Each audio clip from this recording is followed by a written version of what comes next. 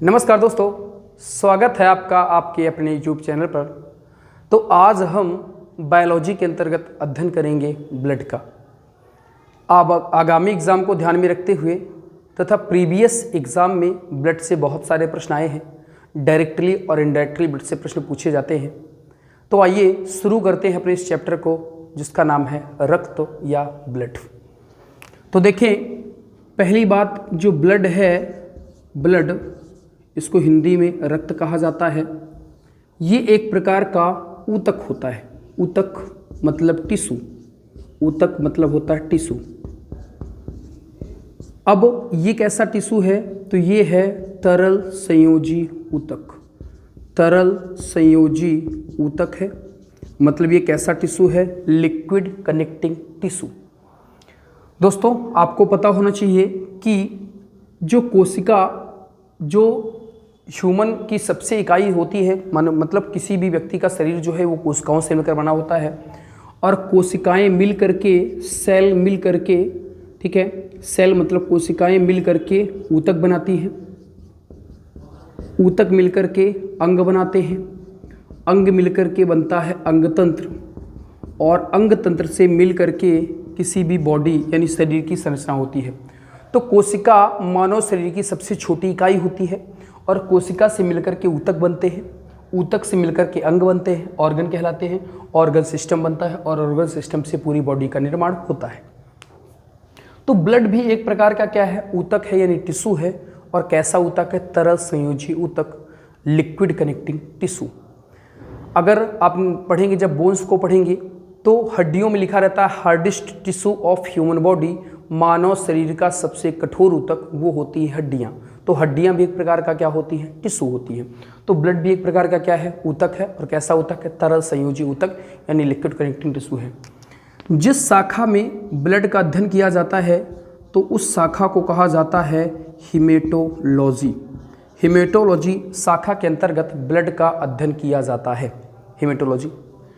अगर मैं ब्लड की बात करूं, ब्लड की बात, तो आपने देखा होगा कि जो ब्लड बैंक में ब्लड सुरक्षित होता है, तो ब्लड बैंक में ब्लड को 2 से 6 डिग्री सेंटीग्रेड ताप पर 2 से 6 डिग्री सेंटीग्रेड ताप पर रखा जाता है।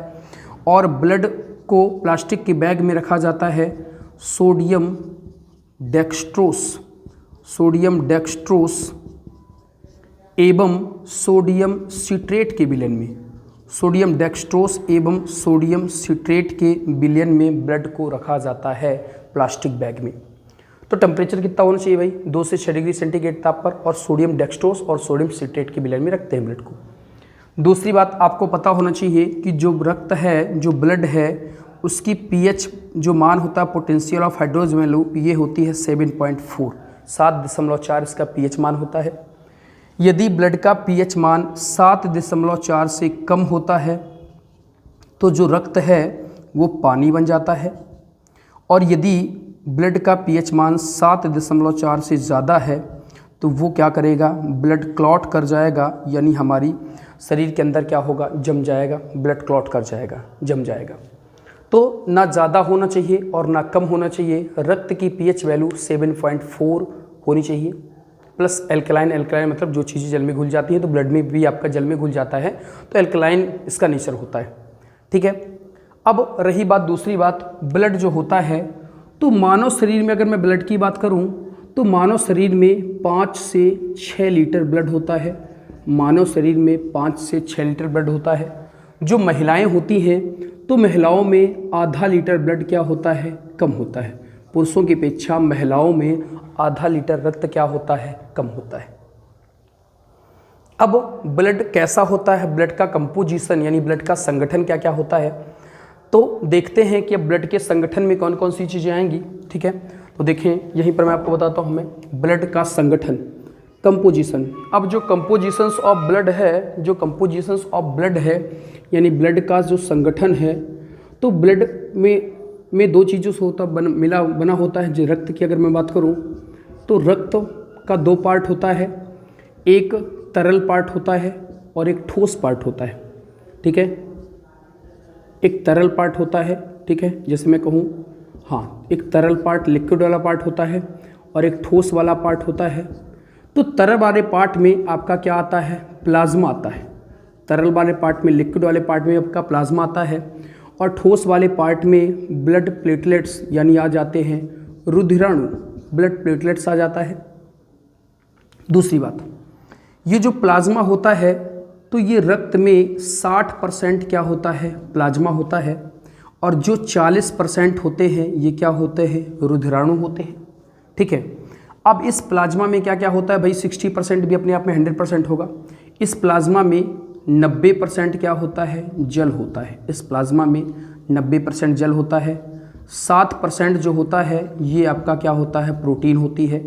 0.9% जो होता है ये साल्ट होते हैं, ये नीलबड़ होती है। 0.1% जो होता है ये आपका क्या होता है, ग्लूकोज होता है, ग्लूकोज होता है। और 2% जो है ये अन्न पदार्थ होते हैं, अन्न पदार्थ, अदर मटेरियल, जो बहुत ही कम मात्रा में पाए जाते हैं। इस रुधिराणु के अंतर्गत क्या आता है भाई, तो रुधिराणु के अंतर्गत आपका 40% में आरबीसी भी आ जाता है, डब्ल्यूबीसी भी आ जाता है, और साथ ही साथ प्लेटलेट्स भी आ जाता है। ठीक है, तो आरबीसी, डब्ल्यूबीसी, प्लेटलेट्स, तो हमने देखा कि ब्लड का जो कंपोजिशन होता है, जो संगठन होता है, वो दो पार्ट होते हैं। पहला एक तरल पार्ट होता है, एक लिक्विड पार्ट होता है, एक सॉलिड पार्ट होता है। तो लिक्विड पार्ट में आपका प्लाज्मा जाता है, सॉलिड पार्ट में ब्लड प्लेटलेट्स यानी रुधिराणु आ जाते हैं। लिक्विड पार्ट जो होता है 60% होता है, और जो रुधिराणु होता है ये 40% होता है। ये 60% भी अपने आप का 100% है, इस वजह से इसमें 90% जल, 7% प्रोटीन, 0.9% लबड़, 0.1% ग्लूकोज और 2% अन्य पदार्थ होते हैं जो बहुत ही कम मात्रा में होते हैं। हमने रुधिराणु में देखा कि इसमें आरबीसी भी होता है, डब्ल्यूबीसी भी होता है और प्लेटलेट्स भी होता है। तो देखें, जल तो आप जानते हैं। अब देखते हैं कि भाई कौन कौन सी प्रोटीन होती है ब्लड में। तो अगर मैं प्रोटीन की बात करूं, देखें, अगर मैं प्रोटीन की बात करूं, अगर मैं रक्त में प्रोटीन की बात करूं तो होती तो 5 प्रकार की प्रोटीन है, लेकिन यहाँ पर आप याद रखें 3 प्रकार की। एक जो प्रोटीन है उसका नाम है ग्लोबुलिन, ग्लोबुलिन। एक होती है एल्ब्यूमिन, एल्ब्यूमिन, और एक होते हैं फाइब्रिनोजेन, फाइब्रिनोजेन। इनको याद रखने का तरीका है GAF, ग्लोबुलिन, एल्ब्यूमिन और फाइब्रिनोजेन, ऐसे याद रखो गैप से। ग्लोबुलिन जो है ये डिफेंस का काम करती है, डिफेंस या मैकेनिज्म या सुरक्षा, तो डिफेंस देने का काम जो है ये ग्लोबुलिन का है। एल्ब्यूमिन जो है ये ओस्मोटिक बैलेंस, मतलब ये परासरणी दाब को बनाए रखती है। परासरणी दाब मतलब आपका रक्त में जो सोडियम, पोटेशियम, कैल्शियम है इसको कंट्रोल करने का काम एल्ब्यूमिन का होता है।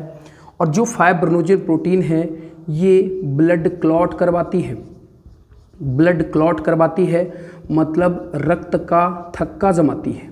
रक्त का थक्का जमाने में कौन सी प्रोटीन आवश्यक होती है, आपका फाइब्रिनोजेन होती है। दोस्तों, हमारे शरीर के अंदर रक्त का थक्का नहीं जमता है क्योंकि हिपेरिन नामक प्रोटीन पाई जाती है, तो शरीर के अंदर रक्त का थक्का नहीं जमना चाहिए। तो हिपेरिन ऐसा काम करती है जिसके कारण शरीर, हिपेरिन प्रोटीन है जिसके कारण शरीर के अंदर रक्त का थक्का नहीं जम पाता है। और शरीर के बाहर रक्त का थक्का जमना चाहिए, इसके लिए हमारे शरीर में फाइब्रिनोजेन प्रोटीन है। और ये दोनों की दोनों प्रोटीन जो है ये लीवर बनाता है, यकृत बनाता है दोनों प्रकार की प्रोटीनों को। तो आप समझ गए होंगे कि प्रोटीन हमने पढ़ लिया, लबड़, ये ग्लूकोज और 2%। अब आता है ब्लड का जो सॉलिड वाला पार्ट होता है जिसे हम नाम देते हैं रुधिराणु। तो रुधिराणु में हम देखेंगे आरबीसी क्या काम करेगा, डब्ल्यूबीसी क्या काम करेगा और प्लेटलेट्स क्या काम करेगा। तो आइए समझने का प्रयास करते हैं रुधिराणु को। देखें, अब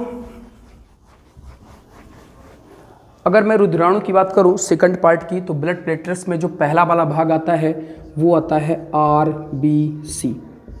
तो आरबीसी को रेड ब्लड कार्पसस या लाल रक्त कोशिकाएं कहा जाता है। यदि आप कार्पसस कहेंगे तो कणिकाएं कहेंगे, और सेल कहेंगे तो कोशिकाएं कहेंगे। तो इसके दोनों नाम है, रेड ब्लड कार्पसस कहो या रेड ब्लड सेल कहो।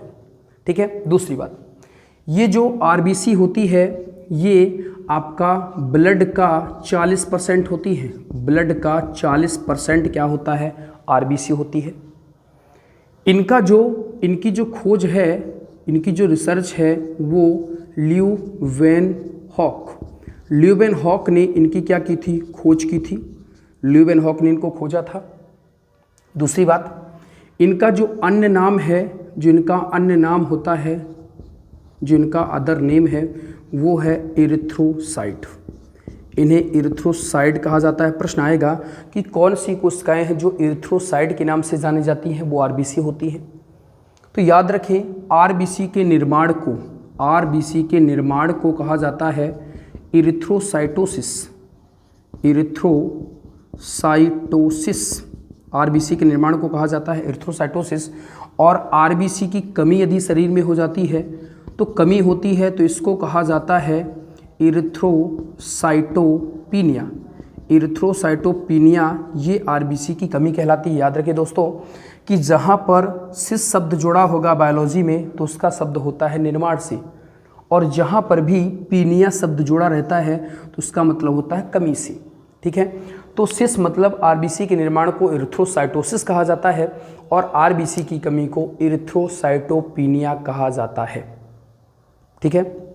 दूसरी बात, और आरबीसी में क्या होता है भाई, अगर मैं आरबीसी की बात करूं तो आरबीसी में न्यूक्लियस या केंद्रक नहीं पाया जाता है। आरबीसी में न्यूक्लियस या केंद्रक नहीं पाया जाता है, मतलब ये कैसी होती है, इन्यूक्लिएटेड होती है। ध्यान रखें दोस्तों कि जिनमें न्यूक्लियस पाया जाएगा, अभी हम पढ़ेंगे डब्ल्यूबीसी, तो डब्ल्यूबीसी में न्यूक्लियस पाया जाता है। तो जिनमें भी न्यूक्लियस पाया जाएगा ऐसी कोशिकाएं कोशिका विभाजन करेंगी, सेल डिवीज़न करेंगी और नई नई कोशिकाओं का निर्माण करेंगी। तो आपको पता होगा कि ज़्यादा यदि अनियंत्रित सेल डिवीज़न हो गया, अनकंट्रोल, तो वो सेल डिवीज़न आपका कैंसर कहलाता है। अनियंत्रित कोशिका विभाजन कैंसर कहलाता है। तो अब इनमें तो केंद्रक ही नहीं है, तो ये आपका क्या करेंगे, सेल डिवीज़न नहीं करेंगी, अतः इनके कारण कैंसर नहीं होता है। डब्ल्यूबीसी में केंद्रक पाया जाता है तो डब्ल्यूबीसी ही क्या करती है, केंद्रक करती है। और यदि डब्ल्यूबीसी का नंबर 1 लाख तक पहुंच जाता है तो उसे ही कहा जाता है ब्लड कैंसर, ल्यूकेमिया, क्योंकि डब्ल्यूबीसी का नाम होता है ल्यूकोसाइट। इस वजह से ब्लड कैंसर को ल्यूकेमिया भी कहा जाता है। तो याद रखिए दोस्तों, केंद्रक पाया जाएगा तो क्या होगा और नहीं पाया जाएगा तो क्या होगा। लेकिन दोस्तों आपको याद रखना है कि आरबीसी में केंद्रक नहीं पाया जाता है, लेकिन 3 जीव हैं। एक होता है ऊंट, एक होता है लामा, भेड़ की तरह दिखता है, और एक होता है जिराफ। ऊंट, लामा और जिराफ, इनकी आरबीसी में केंद्रक पाया जाता है। इनकी आरबीसी में केंद्रक पाया जाता है, बाकी आरबीसी में केंद्रक नहीं होता है। दूसरी बात, जो आरबीसी होती है इनका जो आकार होता है, आरबीसी का जो आकार होता है ये होती है बाइकॉनकेव। बाइकॉनकेव मतलब होता है उभयावतल, और दूसरी होती है राउंडेड मतलब गोलाकार। तो ये 2 प्रकार की होती हैं, बाइकॉनकेव भी हो सकती हैं और गोलाकार भी हो सकती है। इनका जो निर्माण है, आरबीसी का जो निर्माण है, तो इनका निर्माण जो होता है ये यकृत और अस्थिमज्जा में होता है। याद रखिए, इनका जो निर्माण है ये लीवर में भी होता है और अस्थिमज्जा में होता है। लीवर कैसे मैंने लिखा, जो छोटे बच्चे माता के गर्भ में होते हैं तो उनमें जो आरबीसी का निर्माण है वो लीवर में होता है, और जब हम लोग बड़े हो जाते हैं तो आपका वयस्क जब पेट से बाहर आ जाते हैं, ठीक है, तो उनमें जो निर्माण है आरबीसी का हमें कहाँ होने लगता है, अस्थिमज्जा में होने लगता है। ठीक है। आरबीसी की जो मृत्यु है, तो ये जो मृत्यु है ये होती है स्प्लीन या प्लीहा में। स्प्लीन या प्लीहा लीवर से लगी हुई एक ग्लैंड होती है जिसे प्लीहा कहा जाता है। तो आरबीसी की जो मृत्यु है ये स्प्लीन या प्लीहा में होती है। इस वजह से, चूंकि इसकी मृत्यु प्लीहा में होती है, इस वजह से ग्रेवयार्ड ऑफ आरबीसी या आरबीसी का कब्रगाह किसे कहा जाता है, प्लीहा को। क्या कहा मैंने कि ग्रेवयार्ड ऑफ आरबीसी, या आप लिखेंगे आरबीसी का कब्रगाह।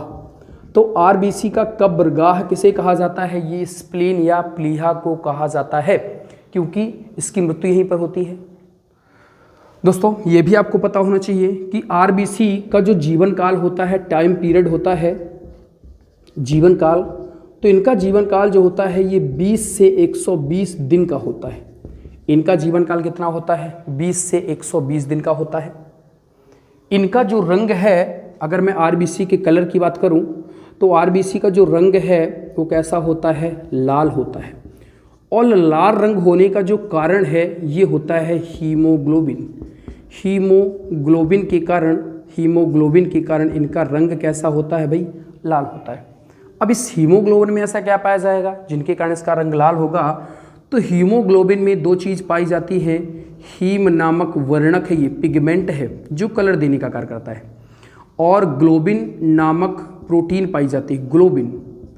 ग्लोबिन जो है ये एक प्रकार की क्या है? प्रोटीन है। तो हीम नामक वर्णक है और ग्लोबिन नामक प्रोटीन है।